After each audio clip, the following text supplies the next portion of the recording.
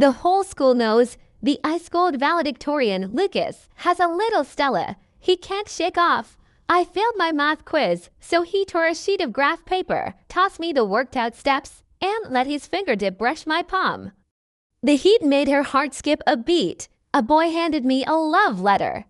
He glowered, cornered me at the gate, and, spinning me against the wall, muttered, "Stella, you only take love letters from me. Everyone buys the just best friends act."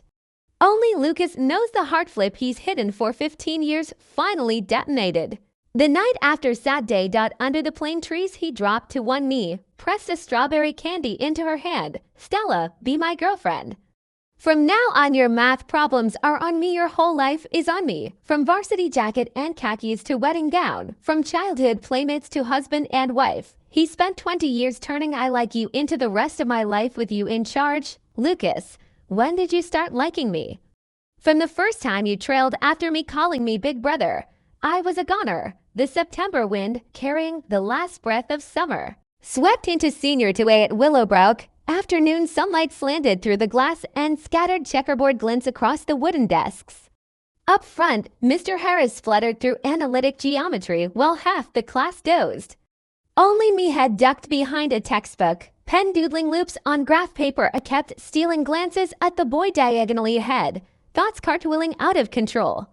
The boy's name was Lucas, class genius, and disputed campus heartthrob. Straight nose, clear-cut eyes, skin a cool porcelain white, even in the loose blue and white varsity jacket and khakis. His frame looked tall and straight. He was bent over a test sheet, fingers clasping a pen, focus so complete his brows never twitched, as if the classroom racket didn't exist. Lucas and I grew up together, next-door neighbors since diapers. Preschool, elementary, middle school, same class every year. High school finally arrived and, curse or luck, we were still behind the same desks, impossible to avoid. People joke that Stella is Lucas's little, tagging along wherever he goes. Lucas seems remote, yet with Stella he's different. But I know the private chaos inside me has drifted far past the friend zone. A secret crush is a one-person battlefield, and Lucas forever unruffled keeps me guessing and too scared to poke the bubble. Stella.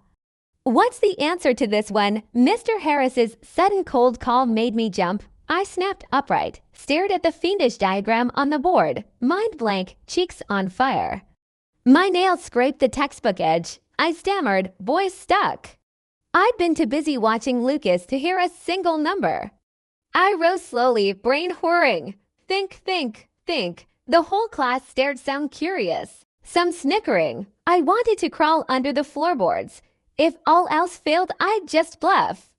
I'm humanities strong, top of the grade, but anything numeric is hopeless. Math my mortal enemy. A problem this brutal, I couldn't even decode the picture. At my most mortified, Lucas tilted half an inch toward me, back to the teacher, ripped a thumb-sized rectangle from his notes and scribbled. A flick of his finger, the graph paper note parachuted onto my desk. My heart lurched. I palmed the scrap, read the answer, and haltingly repeated it. Mr. Harris waved me down. I collapsed into my seat, lungs finally working. I sneaked a look at Lucas. He'd already turned back, gaze glued to his paper as if nothing happened. My pulse, though, was sprinting, palms damp, probably just adrenaline. I pretended it was no big deal. Yet my disobedient hands slipped the little note between pages like some priceless relic. The bell rang and the room erupted. Derek behind me leaned forward, grinning. Saved by Lucas again. Hey, you two are telepathic. Admit it, are you secretly dating? I flushed, flapping my hands. Quit it, we're neighbors, nothing more. He was just being nice, my mouth denied, but my heart tasted both sweet and bitter. I peeked at Lucas. He was stacking books, heard the teasing, pus not turning, only the tips of his ears reddening. That microscopic detail set my own heart hammering again. Classmates have teased us for years. From junior high to senior high, everyone swears we're fated. Only we keep hiding behind the childhood friend label. Too stubborn to confess the electricity crackling in the margins. Only Stella thinks Lucas doesn't feel it. Lucas zipped his bag and looked over, voice calm yet uniquely gentle. You still don't get that math. Walk home with me, I'll explain it again. I nodded instantly, cheeks warm. A docile bunny, okay, Taylor. Seeing her cute reaction, Lucas's eyes glinted and almost smiled, tugging the pixels upward before he smoothed his face, turned, and strode out of the room. I watched his back, the corners of my mouth lifting without my permission, and I tipped my head to the sun in a silent hello. I blew my bangs off my forehead and followed behind him. Days like this, if only they could stretch on forever. The June sun blazed like fire. With the final bell of the last exam, 3 years of high school officially ended. Test takers burst from the building, the pent-up energy of youth exploding into the open air. I stepped outside, scanning left and right, squinting until I spotted the familiar silhouette under the sycamore. Among hundreds of faces, I couldn't explain how I found him Lucas so instantly. A plain white t-shirt, shoulders squared. The moment our eyes met, the crowd dissolved until only the two of us remained. I waved. He jogged over, a bottle of strawberry soda in his hand, my favorite flavor. He offered it, a small smile curving his mouth. How'd it go? Pretty well. I think I got into my first choice school. I took the cold drink, swallowed the icy sweetness, happiness fizzing inside me. Good. Lucas kept looking at me, gentle and blinking, long enough that the air changed. For some reason, we both dropped our gaze at the same second, flustered. That night at the class grad night party, everyone finally exhaled music, beer. Loud dreams for the future. I'm a lightweight, but friends talked me into 2 cups. My cheeks burned and my head floated. I sat in a corner, watching the chaos. Thoughts tangled around Lucas and nothing else. It didn't take him long to find me. Noticing my flushed face, he frowned. How much did you drink? I told you not to overdo it. He shoved a glass of warm water into my hand, scolding and worried at once. Suddenly, I felt wronged, maybe the alcohol talking, so I lifted my chin. Why should I listen to you? Who are you to me? Lucas froze, then caught my wrist and pulled me out of the restaurant into the quiet street. Summer night wind, thick with warmth, street lamps stretched our shadows into long strips. We walked side by side, silent, and I squirmed, afraid I'd ruined everything. My pulse raced. I could feel the heat of his palm, certain something enormous was coming. Under a willow, he stopped and turned. He drew a slow breath, eyes locked on mine, serious and shining. Panicked, I dropped my gaze, heart hammering, but he cupped my face and lifted it. His voice was low, soft, threaded with a tremor he tried to hide. We've been together since kindergarten, 15 years. Stella, you used to tell me, calling me Lucas, big brother. I acted annoyed. Yet I always protected you. I watched you grow from the tiny tag-along to the girl standing in front of me, and somewhere along the way you stopped being just a little sister. These 3 years of high school, every smile, every worrying, every trick problem you cursed, every time you bristled when another girl came near me, it carved the truth deeper. I like you, not the brother-sister kind. I want to date you, to be with you, period. The sats are over. No more homework chains. I'm done hiding it. Stella, be my girlfriend, please. Word after word, clear and weighty, slipped straight into my ears. I stared into his earnest eyes, felt myself melting like candy left in the sun, and tears spilled before I could stop them. So the private chaos hadn't been mine alone. Startled, he brushed the drops away with his thumb. I nodded hard, crying and unable to stop, voice cracking but sure. Yes, Lucas, yes. I've liked you for the longest time too. He reached out, cautious, and wrapped his fingers around mine. Our hands interlocked, palms sealed, sharing heat and racing pulses. The first time we'd ever officially held hands, yet it felt like a move we'd practiced for years. Lamplight poured over us, soft and cinematic. From varsity jacket and khakis to couple, we'd finally made the leap. Lucas studied my swollen eyes, then bent slowly and pressed a feather-like kiss to my forehead. Reverend, I won't make you wait anymore. We'll head to the same city, tackle college side by side, every step ahead of us together. I leaned into him, arms tied around his waist, happiness flooding every hollow space inside me. From this moment on, I knew our story had turned to a brand new page. When scores came out, Lucas and I both landed at universities in Lakeshore. Different schools, same city close enough, I thought. I pictured daily meetups, but college devoured time, lectures, clubs, internships. We slid into a long-distance stretch measured in subway stops and busy calendars. At first I hated it. Without Lucas beside me, the days felt scooped out. Some nights I cried into my pillow, trying not to count the hours until I could see him again. Lucas always sensed my moods. No matter how swamped he was, he video called me every single day without fail. From his morning, little at dawn to his night, Stella long after the sun clocked out. The chain never broke hand just like me. He ached from missing. Maybe I wasn't the only one with separation anxiety. We traded snapshots of campus life, funny classmates, lecture highlights, petty frustrations. Even the tiniest, most trivial detail could keep us talking forever. On screen he'd watch me, I still that gentle Hazel, nagging with endless patience, eat properly, take care of yourself. On weekends, Lucas plotted his route in advance. Rode the subway clear across the city to my college, shared meals, wandered the quad, caught a movie, fingers interlocked while we strolled the tree line that cut through campus, making up for all the days we spent apart. Holidays, we toured every landmark the city boasted, devoured every food stand, snapped a million selfies, each photo bottled a shot of sweetness, the first thing we reached for when the ache of missing flared. He still kept a mental file of every like and dislike, strawberries, adorable trinkets. Check, if a cute strawberry clip winked at him from a shop window, he bought it on the spot.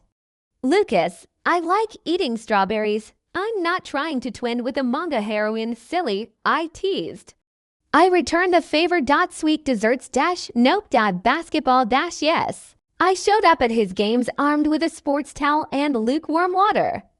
Long-distance love breeds tiny spats, missed dates, little misunderstandings that snowballed into quarrels. Yet we never iced each other out, never uttered the breakup word. Each clash ended in a quiet talk until the air cleared. Once fever nailed me to my dorm bed, misery on max. Lucas rang, heard the rasp in my voice. He was at a major club event. I told him it was just a sniffle, no big deal. He excused himself, hailed a cab, and barged through my door, took me to the hospital. Sat through the Ford drip, stayed until my temperature waved a white flag. Watching him hustle, my heart swelled until it hurt, half happy, half guilty for hijacking his day. I knew that even when miles kept us apart, he kept me anchored on the top deck of his heart. All 4 undergraduate years we sweated through brutal course loads and clung to the same pulse. No melodrama, no third wheel temptations, just steady companionship and rock-solid trust. We mapped a future together. After commencement, we'd head home, land stable jobs, and never split again. We drew each other into tomorrow and labeled it forever. In rare free hours, we flipped through Stella memories, graph paper, notes passed in class, all-night calc cram sessions, that midsummer confession, and our mouths curved without permission. Those green days glittered like keepsake diamonds, and the feeling that had sprouted in them only toughened with time. The summer we graduated, cicadas screamed louder than usual, the air thick with goodbye blues and adult world vertigo. Lucas and I kept our promise and rolled back into our hometown. Nothing had prepared us for the jolt of leaving the ivory tower. Real-world pressure sucker-punched both of us. I tested into the city clerk's office steady, mind-numbing paperwork. Fresh on the job, I tangled procedures, got scolded in public, waded through office politics. I tasted adult cruelty for the first time. One night I dragged home long after dark, collapsed on the couch, eyes red-rimmed, mute. Lucas was boiling noodles. He hurried out, killed the burner, crouched in front of me, brushed the tears away. Who messed with my Stella? I sniffed, desperate to say I was fine. I'd cope, but my voice cracked and I sued for sanctuary. Lucas, I feel so dumb. I tried so hard and still botched that report. The section chief tore into me while everyone watched. I want to quit. I want to go home. He offered no pep talk, no hollow comfort. He simply wrapped me tight, chin resting on my hair, palm patting my back the way he used to coax little Stella me to sleep, then quit. I'll support you, he murmured, low and sure, but you know running won't fix it. You're brilliant too, just need traction. Let's break the mess down together, okay? That night he walked me through every work detail under the lamplight, sharp logic dissecting the knots until my hurt leaked away. Whatever storm waited outside, I finally understood Lucas would always be the wall at my back. His own road was no smoother. He joined a name-brand tech startup. Rookie status meant brutal sprints and monster quotas. Flights, all-nighters, code marathons. He lived on planes and takeout. And I begged him to breathe between lines of code. Once, Lucas pulled 7 straight all-nighters for a launch, so determined to keep the schedule that he ran a fever, and still refused to leave the out-of-state site. When I found out, my heart twisted until it hurt. I took a personal day, slow-simmered chicken soup, and rode 2 hours of bumpy buses just to see him. I couldn't settle until I laid eyes on him myself. I showed up at the hotel door just as his video call ended. He looked hollowed out, exhaustion clinging to him like a second shirt. The second he spotted me standing in the wind with the thermos, his eyes went red-rimmed. "How are you here? It's freezing," he said, hurrying over to clasp my already blue fingers, his voice thick with self-reproach and surprise. I couldn't stop worrying. I shoved the warm pot into his hands. "You promised you'd take care of yourself. If you collapse, what am I supposed to do?" That night he held me close and whispered against my ear, "Sorry I scared you. Never again. I'll still grind hard, but I'll grind healthy for you." With that promise between us, we learned the rhythm of real-world jobs together. I got quicker on my feet and even earned a shout-out from my boss for a campaign I masterminded. Lucas's code impressed the CTO, and he slid straight into the core team. Once our paycheck steadied, both sets of parents started the wedding drumbeat. In this fast-forward decade, friends either raced down the aisle or split over rent and relocation. Lucas and I refused to hurry. We moved to our own quiet tempo. Marriage isn't just 2 signatures, it folds whole families together and signs a mortgage on the decades ahead. We wanted the perfect opening chapter. On Casey afternoons, we toured our first townhouse. The place was small but soaked in sunlight, the balcony wide enough for every flower I'd ever wanted. "One day this will be home," Lucas said, threading his fingers through mine in the empty living room. "Big couch right here for movie marathons, double-door fridge stuffed with your snacks, king-size bed so soft we'll never want to leave, and a closet the size of Rhode Island for all those clothes." I leaned into his shoulder and shut my eyes, picturing it, smiling without meaning to. "+1 kitten and 1 golden. Whatever you want," he laughed, brushing the tip of my nose. "If it exists, it's yours." I tapped his nose right back. "Same goes for you, wish list away." His gaze slid into something darker and delicious. In a world that flips overnight, we're 2 saplings planted side by side, roots tangled under the dark, leaves brushing in the sky. We draft blueprints of tomorrow and, board by board, build a pocket universe inside this restless city. Real love never means 0 arguments. It means arguing and still choosing the same forever.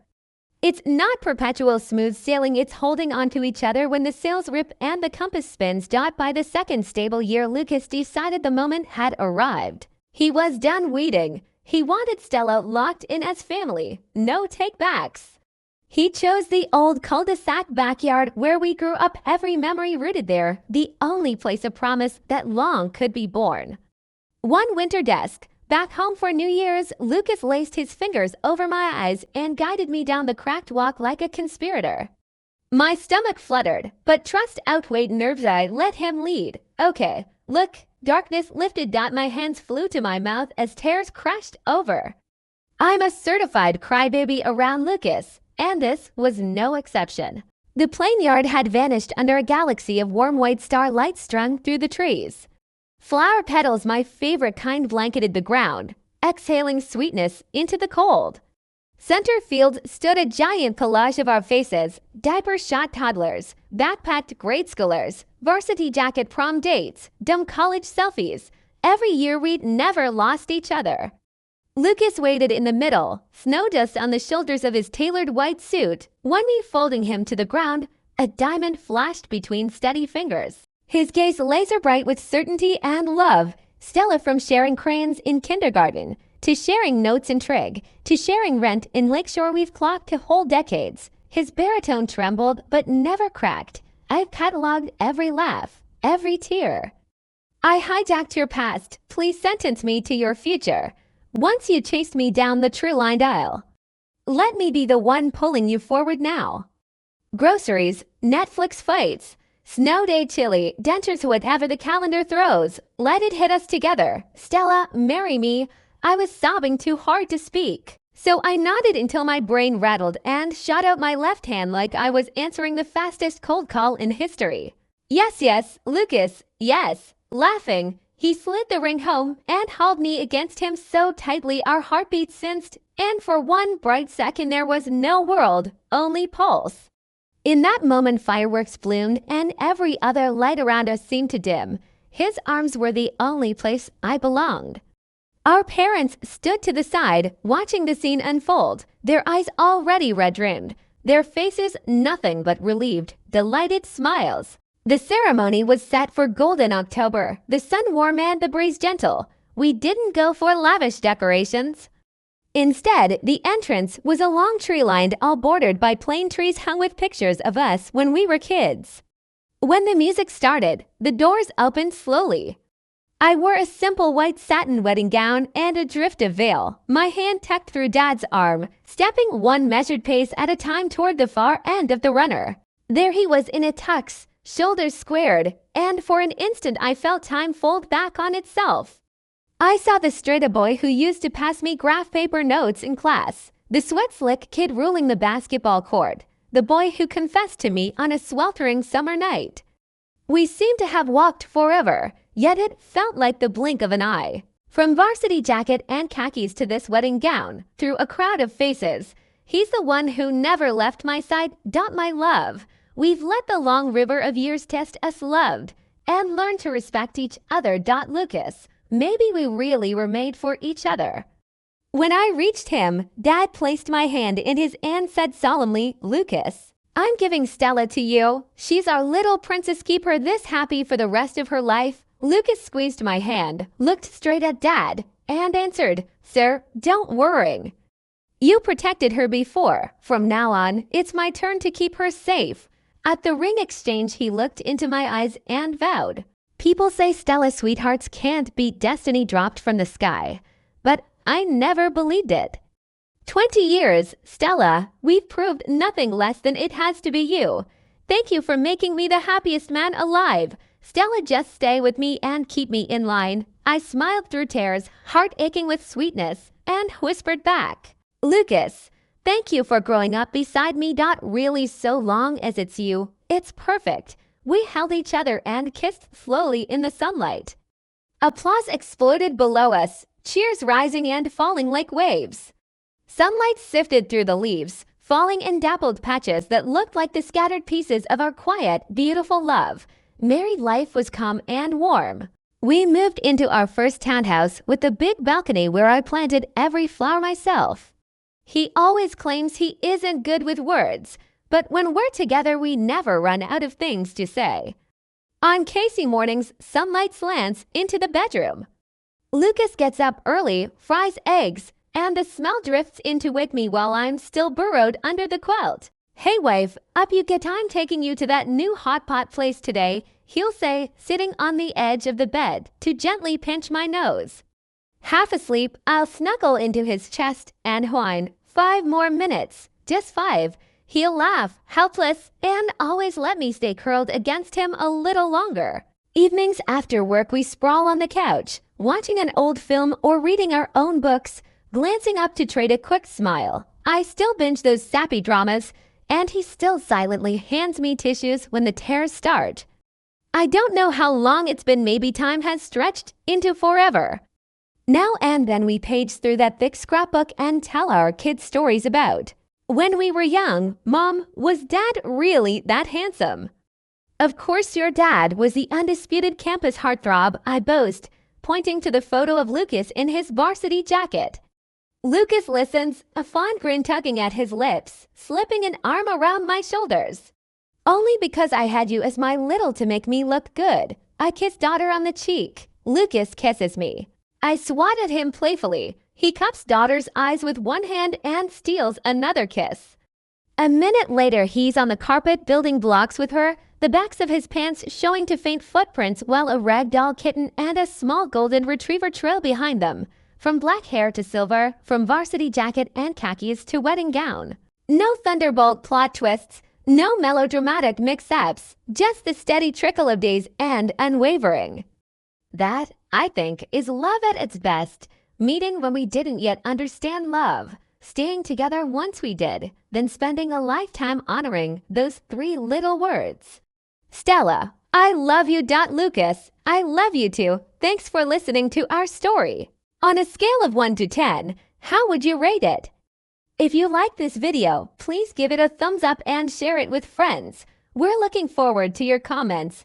And don't forget to subscribe for more touching tales. See you next time.